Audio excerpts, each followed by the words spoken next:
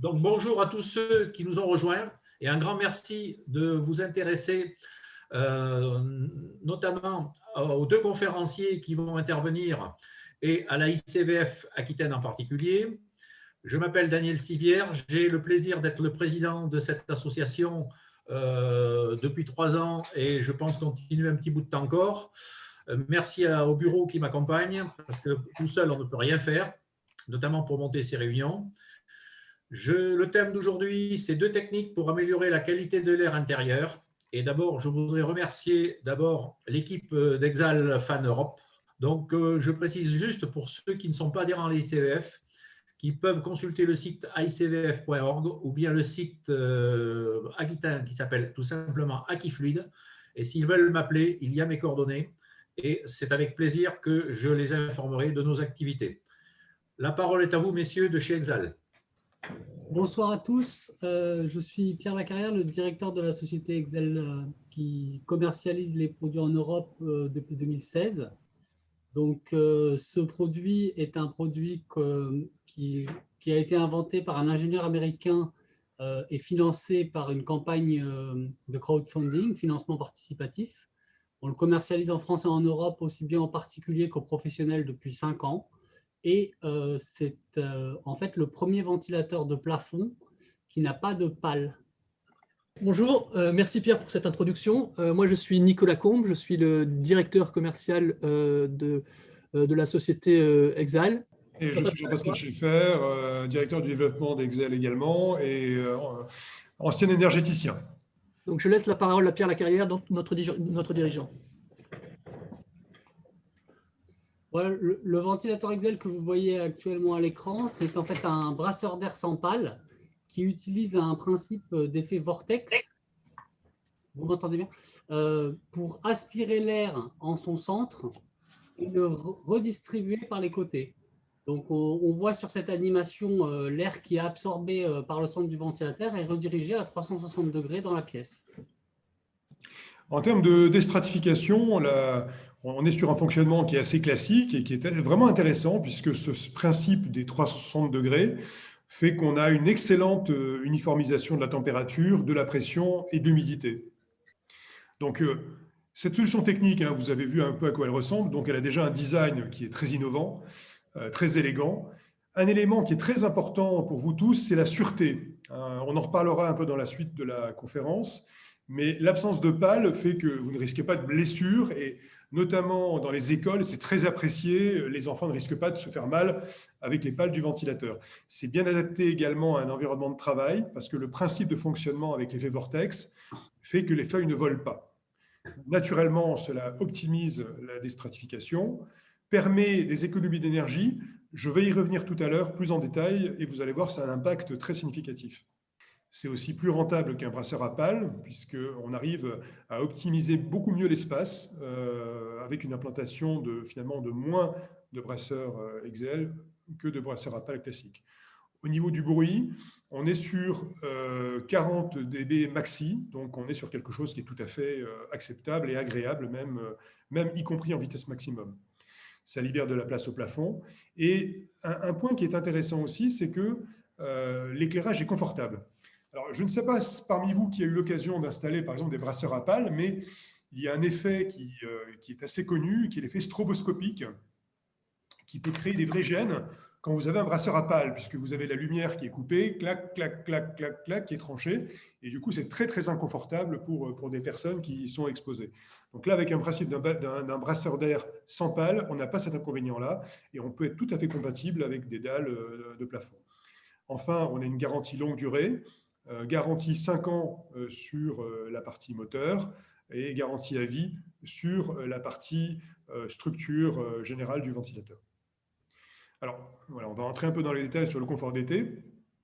Donc, on retrouve les grandes forces des brasseurs d'air par rapport au confort d'été avec une diminution de la température ressentie d'environ 4 degrés.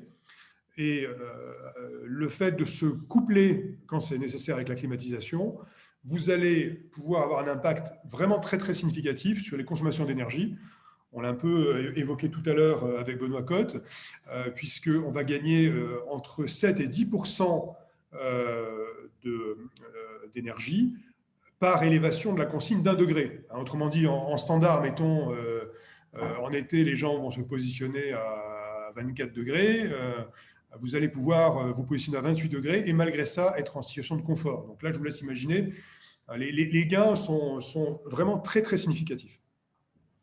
Sur la partie confort d'hiver, on est un peu sur la même mécanique, mais là, on choisit en revanche d'aller sur des vitesses lentes. Autant sur le confort d'été, l'idée, c'est d'avoir vraiment un brassage d'air à vitesse rapide. Autant sur le confort d'hiver, l'idée, c'est finalement d'être plutôt en vitesse 1.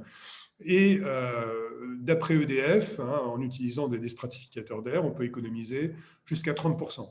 Là, si je peux me permettre une intervention, Jean-Pascal. Donc là, vous voyez bien, en fait, dans cette animation, comment le volume d'air est traité. Donc, il aspire l'air, donc le ventilateur aspire l'air via un effet vortex en son centre. Et via les 8 disques cylindriques, il les repousse au plafond. Il les repousse au plafond pour retomber au niveau des parois. Voilà. Alors, ce que je voudrais aussi ajouter, c'est que cette présentation qui a été actualisée sera renvoyée à Daniel Sivière. Et ce que vous voyez qui est souligné sur cette page, comme sur la précédente, donne accès aux sources des informations qu'on vous donne. Donc, vous pourrez directement cliquer sur les liens pour aller retrouver les sources. Concernant nos marchés, donc grâce à notre ventilateur, notre brasseur d'air, on est présent sur un certain nombre de segments de marché, à savoir tout ce qui est mairies et bâtiments publics, les écoles, les maisons de retraite, les bureaux d'études, les hôtels-restaurants, les salles de fitness, les entreprises, et on fait aussi beaucoup de particuliers. Donc, nos références, on travaille aujourd'hui avec des références nationales, donc la ville de Paris, la ville de Lyon, et des sociétés privées comme Air Liquide, Eiffage, SPI ou Engie. Quelques références un peu plus locales en Aquitaine. Donc, on a équipé le château de Puy-en-Médoc de 11 ventilateurs. On pourra vous faire passer éventuellement les photos. Et là, vous avez sur le côté gauche de la présentation, vous voyez nos ambassadeurs, enfin des endroits où on a fait des installations locales de nos ventilateurs. Nicolas, je t'arrête une seconde parce que quand même dans une région comme l'Aquitaine, on ne peut pas passer à côté de la question du vin. Et je pense qu'il va falloir qu'on s'interroge sur les atouts de notre ventilateur pour avoir un vin meilleur dans les caves. Il faudra vraiment qu'on travaille là-dessus parce que je crois que franchement, ça serait manquer de respect à cette région que de ne pas s'y intéresser. Ça donnera l'occasion d'une visite, Jean-Pascal. Volontiers.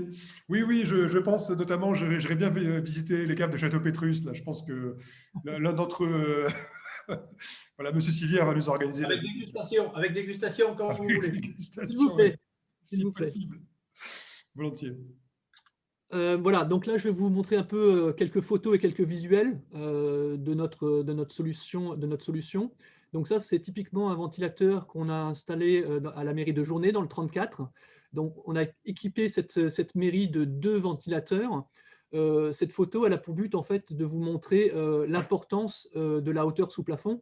Donc, notre ventilateur a une déstratification optimale, même quand le plafond est relativement élevé. Donc là, vous pouvez le voir dans la salle de la mairie, on est sous à 3 ou 4 mètres de plafond, et même là, il arrive à être extrêmement efficace.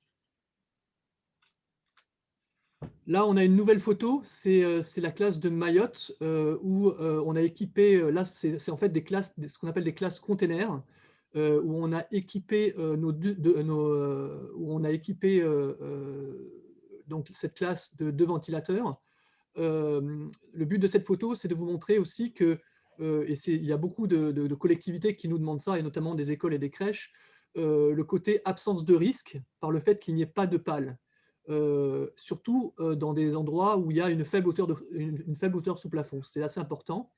Le fonctionnement de notre produit, comme Jean-Pascal l'a expliqué dans les slides précédentes, il est intéressant pour les collectivités parce que son fonctionnement fait que quand vous vous retrouvez en dessous du ventilateur, à la différence d'un ventilateur avec des pales, vous n'avez pas ce problème de feuilles qui volent.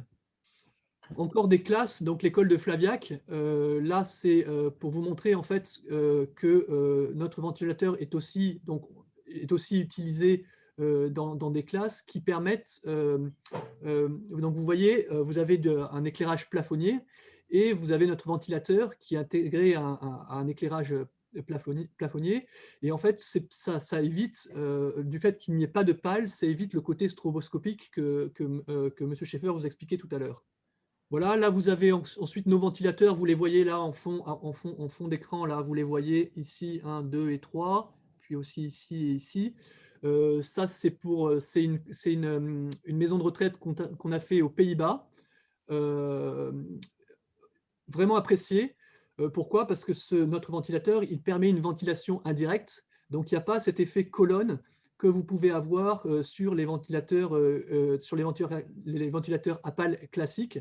Donc, la ventilation est optimum partout et pas d'effet de souffle quand vous vous trouvez sous le ventilateur. Et il n'y a pas cet effet aussi de cheveux qui volent quand vous passez sous le ventilateur. Ce slide, c'est pour vous montrer, en fait, ce slide, c'est pour vous montrer en fait que notre ventilateur, il est efficace pour des pièces allant de 50 mètres de 10, 15 mètres carrés jusqu'à 50 mètres carrés pour un seul ventilateur. Mais ça, Jean-Pascal en parlera un petit peu après. Mais aussi pour des grandes superficies. Donc ici, on a équipé une université. Donc là, vous voyez qu'on a pratiquement 6 ventilateurs installés. Et ça fonctionne aussi très bien pour des grandes surfaces. Donc ça, c'est un peu tous nos clients privés, donc dans les hôtels, les restaurants, salles de sport et entreprises. Donc encore quelques photos. Donc on équipe des galeries commerciales. Donc celle que vous voyez en haut à droite, c'est Hong Kong. Et là, vous avez une chaîne d'hôtels qui s'appelle Wild Hotel à Stay City. Ça, c'est un restaurant au Portugal et un à Paris. Voilà. Les salles de fitness et de sport. Ça, c'est un bureau qu'on a équipé, donc c'est de la société Air Liquide, c'est la maison mère de Air Liquide, qui a équipé tous ces bureaux de nos ventilateurs, soit 280 ventilateurs.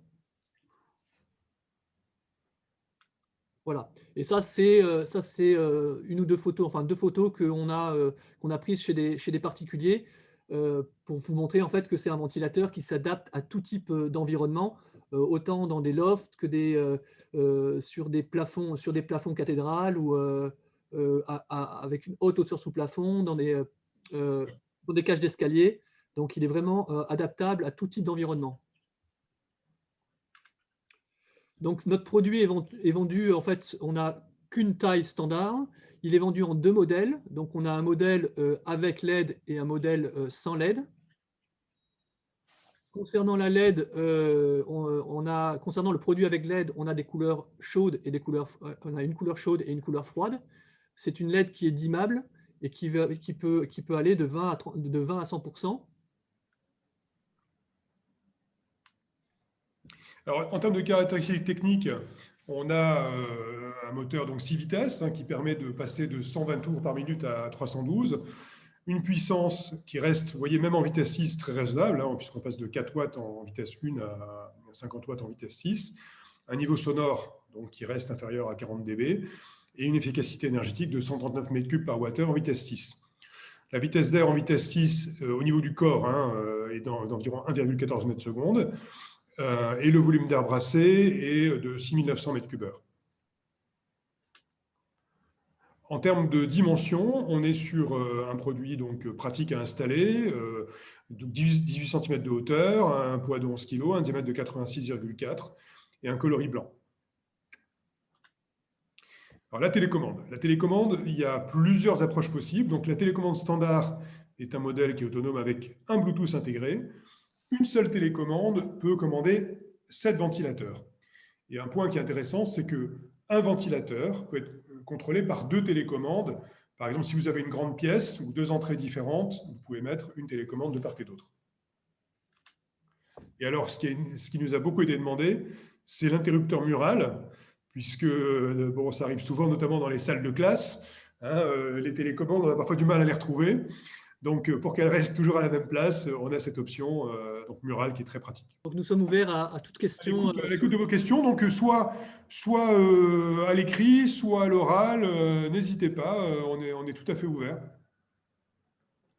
Je voulais qu'on interroge, voilà, qu'on interroge notre dirigeant, Pierre, sur les aspects de SAV. Est-ce que tu peux nous faire un retour sur ce qui se passe en termes de SAV?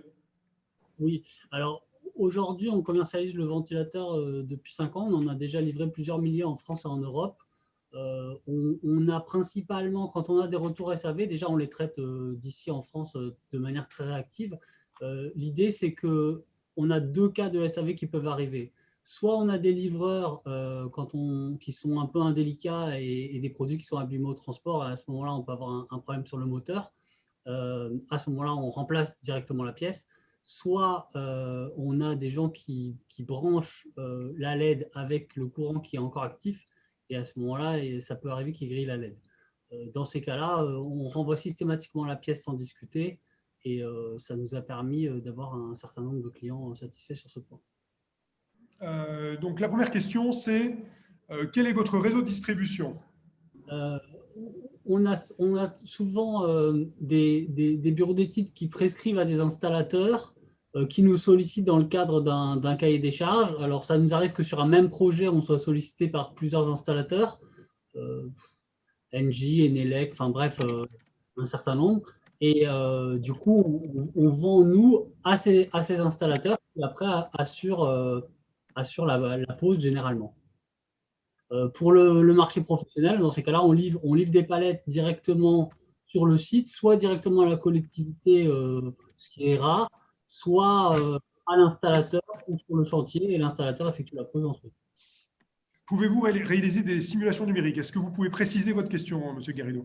Alors, c'était par rapport à l'ambiance dans la pièce, en fait, par rapport au mouvement de l'air, etc., les températures, les vitesses.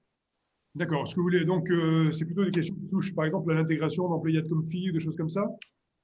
Pour prouver, pour montrer bien l'influence d'un ventilateur de ce type-là à l'arrêt, et puis sans et avec, voilà, tout simplement, quoi. Ok. Je vais vous faire partager une vidéo.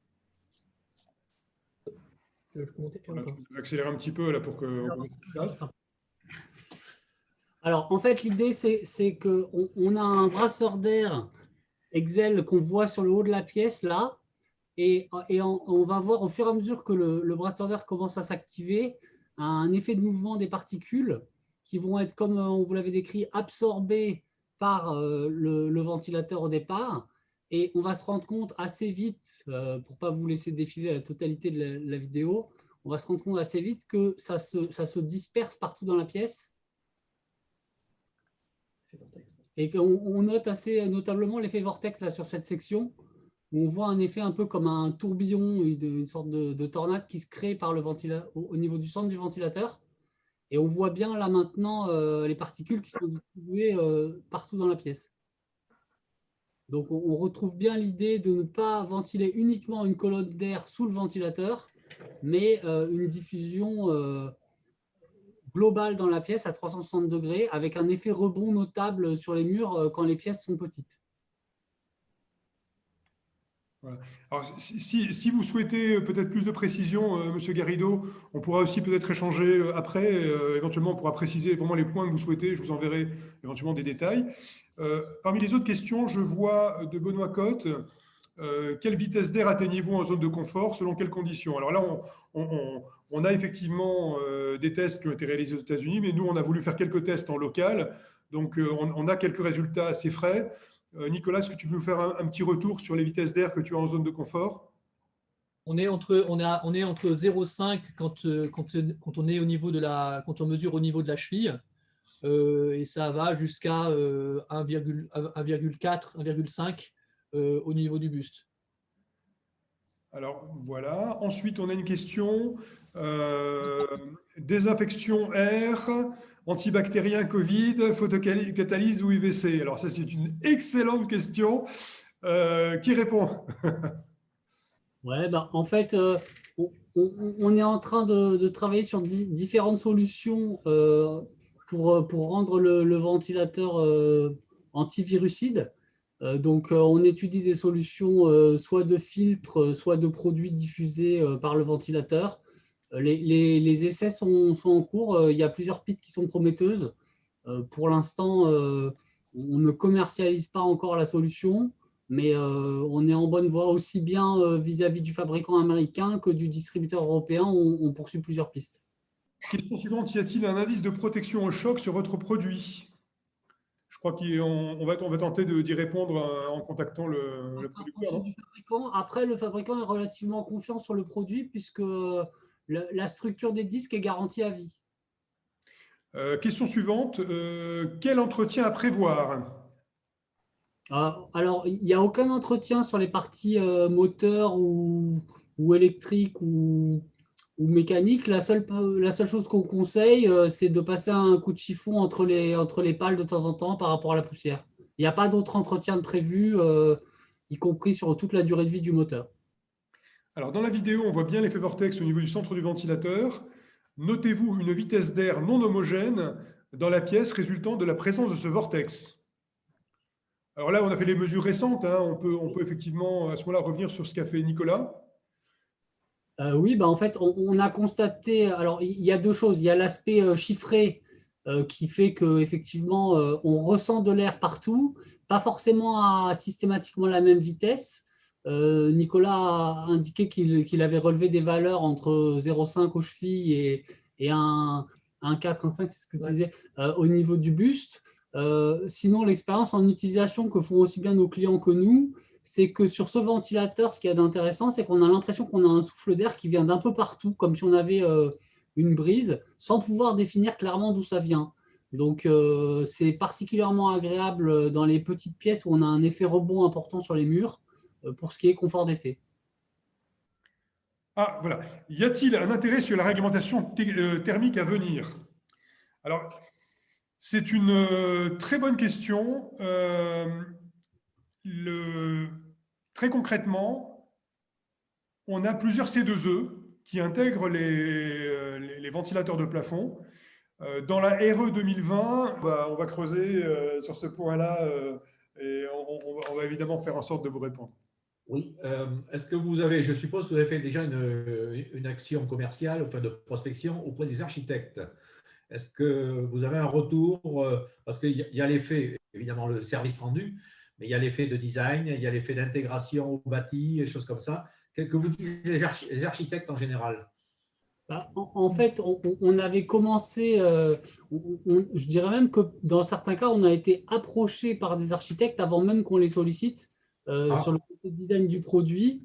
Et on a équipé aussi bien des collectivités, mais des bâtiments privés ou des entreprises ou des locaux de particuliers suite à des prescriptions d'architectes. Donc, ça fait partie de nos, je dirais pas de nos clients cibles, mais en tout cas de nos prescripteurs réguliers. Et vous avez en projet, est-ce qu'il y a un projet pour élargir la gamme? Je pense, moi, parce qu'à une certaine époque, je travaillais avec quelqu'un qui représentait les produits ovales en déstratification et qui a fait, il y avait de belles affaires, de beaux services rendus, notamment dans les halls, dans les bâtiments de grande hauteur. Je parle des parcs d'exposition ou des bâtiments comme Airbus à Toulouse. Est-ce que là, vous auriez un marché qui ça vous intéresse ou préférez-vous rester au niveau, je dirais, des petites structures, des petits tertiaires? Non, en fait, il est envisagé. Alors, encore une fois, je parle uniquement en tant que distributeur européen et pas fabricant. Donc, on a du poids, mais on n'est pas décisionnaire. Il y a deux pistes qui sont envisagées par Exelmonde, qui sont le développement d'un ventilateur plus petit pour les particuliers et le développement d'un ventilateur plus performant pour les industriels. Donc, je n'ai pas encore de date ou d'éléments à communiquer. Et je sais qu'ils sont généralement assez méticuleux avant de mettre des produits sur le marché. Mais par contre, ces solutions, effectivement, et ces retours nous ont été faits, notamment par tout ce qui était très grande structure et très grands bâtiments, même si on a équipé quand même déjà des bâtiments d'une certaine taille. Mais c'est vrai que sur les plus de 500 ou 800 mètres carrés, on en a peu équipé pour l'instant. Est-ce que le principe est breveté chez vous? Est-ce que vous avez des brevets? Oui, il y a 4 brevets, si je ne me trompe, qui ont été déposés dans le monde entier sur ce produit et ce qui le protège. Parce Alors, que on a mis les numéros des brevets qui sont sur la fiche technique du produit, donc on pourra aussi peut-être joindre les numéros de brevets que vous puissiez chacun vérifier les éléments, mais effectivement. Parce que si vous voulez, l'effet vortex en lui-même n'est pas brevetable dans le monde. C'est un principe physique. Mais après, le risque, et je parle pour vous, le risque que vous ayez, c'est qu'un autre fabricant qui fait de la déstratification s'approche de votre produit, soit juste à côté de vos brevets et vous prenne des parts de marché. Donc, alors moi, c'est mon côté commercial qui rejaillit. C'est vraiment, il faut préparer l'avenir. Voilà.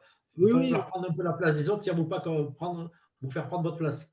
je suis tout à fait conscient de ce que vous dites et le fabricant aussi également. Donc, c'est aussi pour ça qu'il a déposé 4 brevets et que depuis 5 ans, on n'a pas de concurrence directe sur ce type de produit. D'accord, ok. Bon. Alors, on a une question de Monsieur Rabis. Votre ventilateur peut-il être installé sur tout support plafond, bois, béton, plâtre? Y a-t-il des problématiques de transmission de vibration? Pierre. Alors, je vais répondre à la question en 2 parties. Sur installation sur tout type de support plafond, oui. La seule contrainte, c'est de pouvoir passer un fil électrique.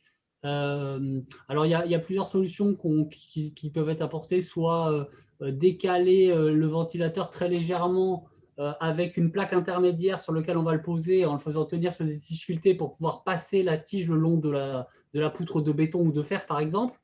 Ça, c'est une première solution. Et sinon, on a très peu de transmission de vibration parce qu'on n'a pas d'effet de mouvement vraiment.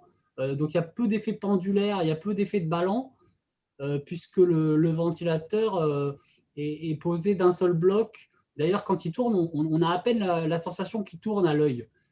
C'est vraiment un produit qui se fait oublier et il y a peu d'effet de balancier qui peut être créé. Donc, il y a peu de transmission de vibration, voire pas.